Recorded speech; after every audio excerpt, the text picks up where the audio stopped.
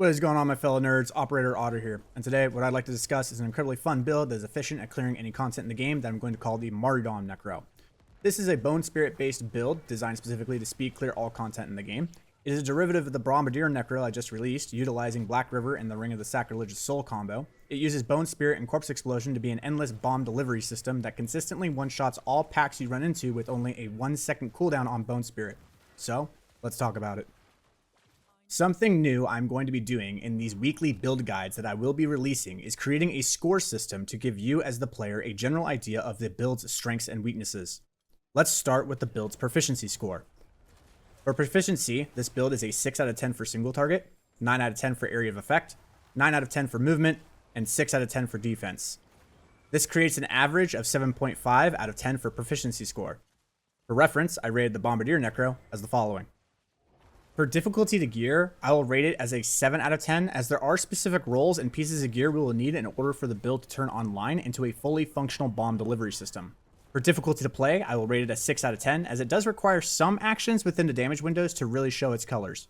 Where this build shines is the fun factor. It may not be the best build I've played, but it is an absolute blast to play, and for this reason, the fun factor score is a 9 out of 10. If being a mobile bomb delivery system utilizing a 1-second cooldown on Bone Spirit cast and screen-wide corpse explosions tickles your fancy, plus, hey, it's not a Bone Spear build, then grab the popcorn, a seat, and enjoy the rest of the video. Let's get into it. Before we get into the mechanics of the build, I want to take a quick moment to discuss something about build proficiency within the content of Diablo 4 that becomes much more evident when using something like Bone Spirit. Because of how Bone Spirit functions at a mechanical level, we can get its damage to go to the moon and one-shot bosses with crits that can hit for over 100 million damage. The problem with this lies within the aspect of consistency and practicality. What hoops do you have to jump through in order for that 100 million damage crit to occur, and how often can you utilize it? If you have to manually control 5 different multipliers to activate and you can only enter that window once every 10 seconds, then does the build become practical for something like a speed build where we need to move from pack to pack as fast as possible while killing each pack as fast as possible? And the answer is no. So let's jump into my nifty charts here and explain visually a little bit more what I'm trying to convey.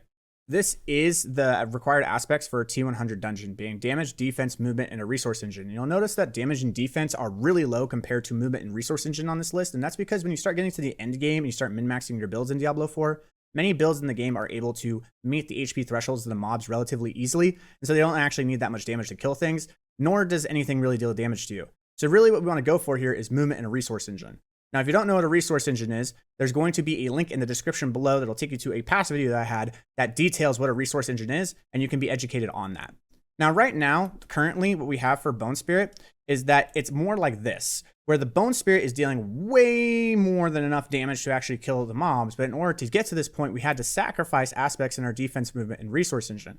And the question I have is this: well, what if we took our damage a little bit back to where it was still enough to one-shot the packs, but now we're able to increase our defense, movement, and resource engine to look something like this? And now we've actually met the requirements for defense, our movement is a lot better, and our resource engine is much more consistent.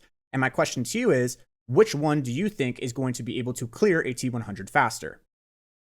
That's why this version of Bone Spirit I have made will function very well within T100 dungeons and be a blast to play. With that hoobly gooblah out of the way, now let's talk about the mechanics of Bone Spirit and then how we will gear it to accomplish this.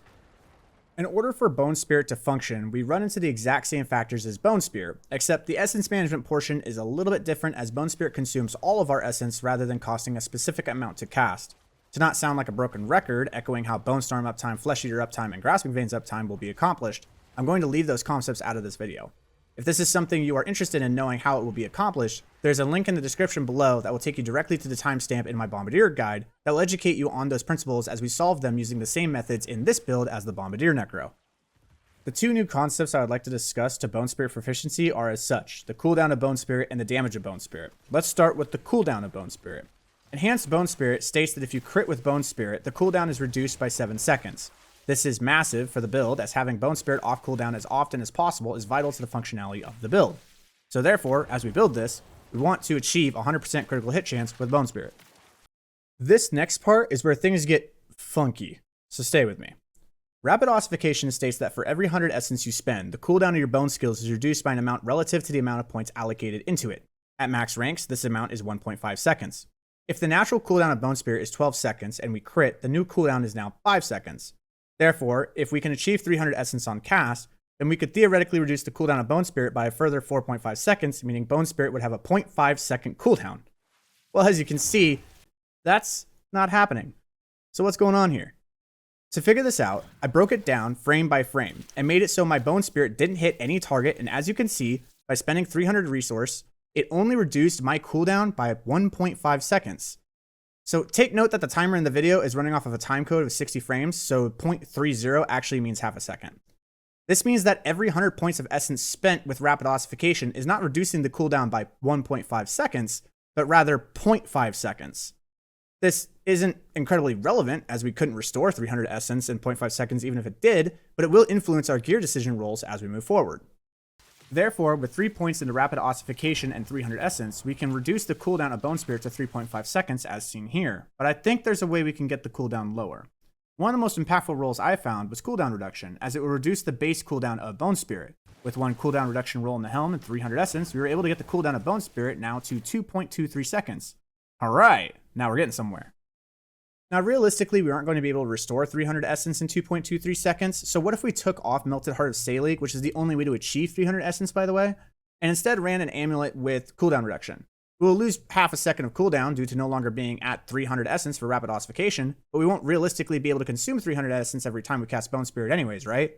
We'll also be able to run a more powerful version of the Grasping Veins aspect because now our amulet slot isn't being eaten by an Uber. It also means we can run Aspect of Swelling Curse for even more critical hit chance with Bone Spirit. Sounds pretty spicy, as long as we can get the cooldown of Bone Spirit to be below 2 seconds. So what are the results? Well, now we're able to get our cooldown of our Bone Spirit to 1.16 seconds. We're in business, boys. So now at max value with double cooldown reduction rolls, more critical hit chance from a more powerful Aspect of Grasping Veins, and the addition of Aspect of Swelling Curse, our Bone Spirit cast time looks like this.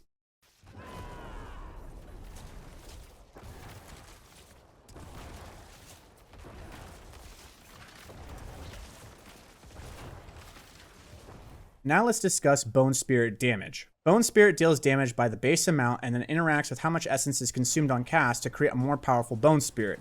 In a recent Reddit post I made, which can be found in the description below, I was curious as to whether or not Bone Spirit ranks for additive or multiplicative to the amount of essence consumed on cast. And what I found through testing is that it is in fact multiplicative, meaning that any points we are able to allocate into Bone Spirit will net out significant damage increases. So as we gear our build, we're going to want Bone Spirit points anywhere we can get them, minus the amulet, because an intelligence roll will actually net us out more damage than ranks to Bone Spirit.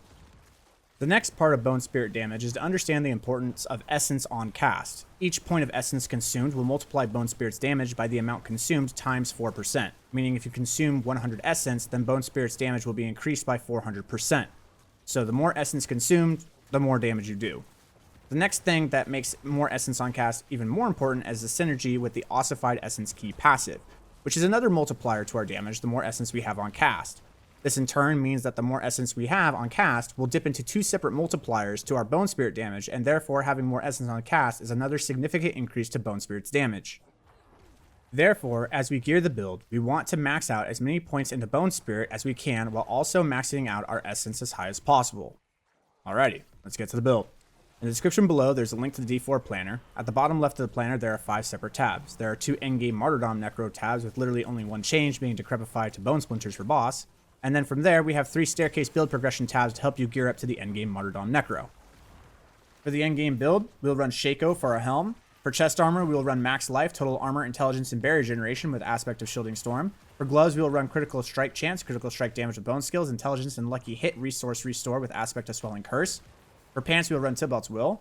For boots, we will run Movement Speed after killing an elite, Intelligence, and ranks to Bone Spirit with the Aspect of Slaughter. For main hand, we will run Black River. For the amulet, we will run 3 ranks to Avulsion, Cooldown Reduction, Intelligence, and Movement Speed with Aspect of Grasping Veins. For ring 1, we will run Ring of the Sacrilegious Soul. For ring 2, we will run Critical Strike Chance, Maximum Essence, Resource Regeneration, and Barrier Regeneration with Aspect of Serration. And for the offhand, we will run Lidless. For our skill bar, we will run Bone Spirit, Decrepify, Bone Storm, Blood Mist, Corpse Explosion, and Corpse Tendrils. For sacrifices, we will sacrifice Skeletal Warrior's Defender, Skeletal Mage's Cold, and Golem Iron. Skill tree can be found in the D4 planner below. And now let's talk Paragon. For our first board, we're going to be running Sacrificial, which gives us a 10% damage multiplier and gives us bonus to armor, so that's cool. Going into our second board, we're going to run Sent to Death with Corporeal, which gives us another 10% damage multiplier, but also gives us bonuses to damage to injured enemies, armor, dexterity, and willpower, which will be used for turning on later rare nodes. For our third board, we're going to be running Bone Graft with Essence. Essence is a crit glyph with a crit scaling build. For our fourth board, we're going to be running Flesh Eater with Exhumation. Exhumation is going to be fully pumped out here, and the reason being is that this 208% additive corpse skill damage kind of turns out to be about 16% multiplicative damage to our corpse skills. Consuming a corpse fortifies us, and it gives us damage reduction. Now, this damage reduction doesn't stack, so it's going to be 10% from the being fortified and 4% from the damage reduction, so this gives us 16% multiplicative corpse skill damage and 14% damage reduction, so that's pretty sick. And then moving into the fifth board, we're just going to be rushing right up to the glyph to run Control, because Control is giving these really fat multipliers to the actual dungeon itself. It doesn't modify the boss, but the dungeon accounts for about 90% of the run, so I'd rather utilize it there. For our seasonal construct in slot 1, we will be running Tempest Governing Stone with Evernight Resource Support and Breaking Support. For slot 2, we will run Flash of Adrenaline with Genesis, Duration Support, and Tactical Support.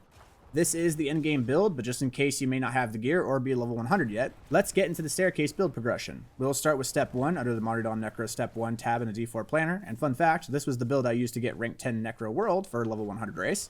We can start the build progression once we have obtained Howl from Below unique gloves and Aspect of Swelling Curse. For the gear, the following pieces will differ from the endgame setup. For the helm, we will run Total Armor, Maximum Essence, Barrier Generation, and Cooldown Reduction with Aspect of Disobedience. Gloves will be Howl from Below. For pants, we will run Ranks to Corpse Explosion, Max Life, Total Armor, Intelligence with Juggernaut's Aspect. For main hand, we will run a two-handed sword with Intelligence, All Stat, Critical Strike Damage, and Critical Strike Damage with Bone Skills with the Aspect of Swelling Curse. For both rings, we want Critical Strike Chance, Maximum Essence, Resource Generation, and Barrier Generation. Ring 1 will run Aspect of Serration. Ring 2 will run Aspect of Shattered Spirit. Because we don't have Black River and the Sacrilegious Ring combo, we are going to swap to Cripify for Iron Maiden and replace Blood Mist with a generator. This way we still have a good way of generating essence for our Bone Spirit. For skill tree, refer to the planner linked below. Sacrifices remain the same. And for Paragon, we're going to do things a little bit different, and I hope this helps you out. So when it comes to leveling Paragon boards, this is what I see most common with most content creators, is that they just give you the board and they go, good luck. The problem is you don't necessarily know as you're leveling through this, like whether or not you should go for the glyph or go for Bone Graft first, or go for Scent of Death and then go for the glyph first, or go for this first. You don't necessarily know, and so you kind of have to just derive from it. They don't really tell you how to do it. So what I did here is that I went all the way up, starting at level 50, and it shows you this is what your level 50 board goes. And then when you reach level 51.5, that's your next one. And then when you reach level 55, that's your next one. And when you reach level 57, that's your next one. And it just goes step by step by step all the way to the point to where you reach this board. Now, one of the more important things that I want to talk about is the swap glyph point. So when you get to this point after you max essence, which is the first glyph you should be maxing, by the way, and you're doing nightmare dungeons, you need to max essence first. You'll see Exhumation, that'll be the second one. When we do this swap, what we're going to do is we're going to take Control, we're going to put it into board 3, we're going to take Exhumation, we're going to put it into board 4, and then we're going to put Sacrificial into board 1. So watch here as S-Ments, we're going to do this swap glyph, boom. And that's how it switches. That's the most important change to the whole thing, but this takes you step by step all the way through it. Now, as you're going through this, you might be going through multiple steps. Maybe you hit step 2 before you hit level 100. It's just going to tell you to refer to step 1. So just go back if you need to do that to refer to it. And then obviously you have the Bombardier Ebb Guide. So when you reach level 100, this is the board you should be going for.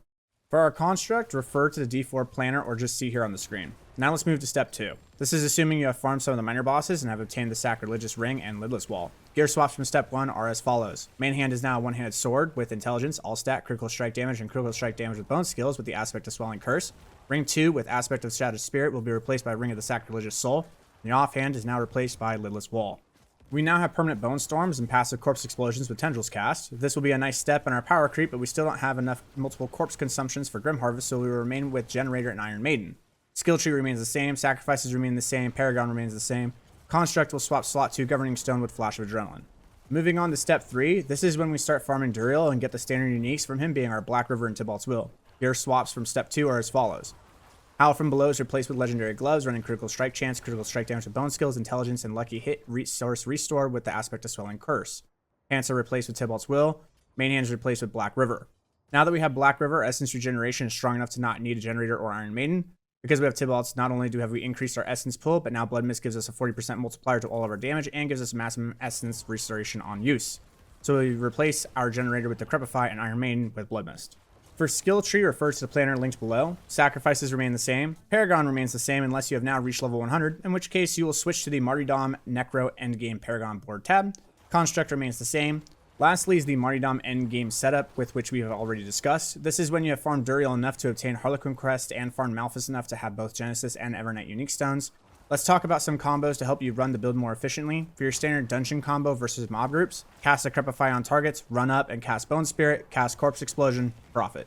For your tougher mob groups or more spread out groups, cast Decrepify on targets, run up to most dense part and cast Bone Spirit, cast Corpse Tendrils, cast Blood Mist, wait for the Tendrils pull, exit Blood Mist by recasting it, cast Bone Spirit, cast Corpse Explosion, profit.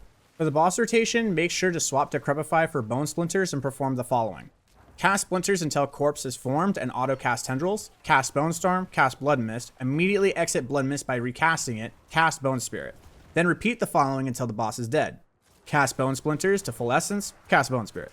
That's all I have for you. If you enjoyed this guide, make sure to like the video. If you have any questions, comments, concerns, or praises, let me know in the comments section below. If you would like to stay up to date on new content coming out or when I will be going live in stream, hit the subscribe button to be notified of new video drops, posts that I create informing everyone of future content and progression of that content, as well as when I will go live for streaming. I will be streaming on the days I build and test out builds, so if you would like to hop into the stream and support me or help me theorycraft those builds, you can stop by the link in the description below. I hope you all have a wonderful day and enjoy my build. Good luck and good hunting, friends. OperatorOtter, out.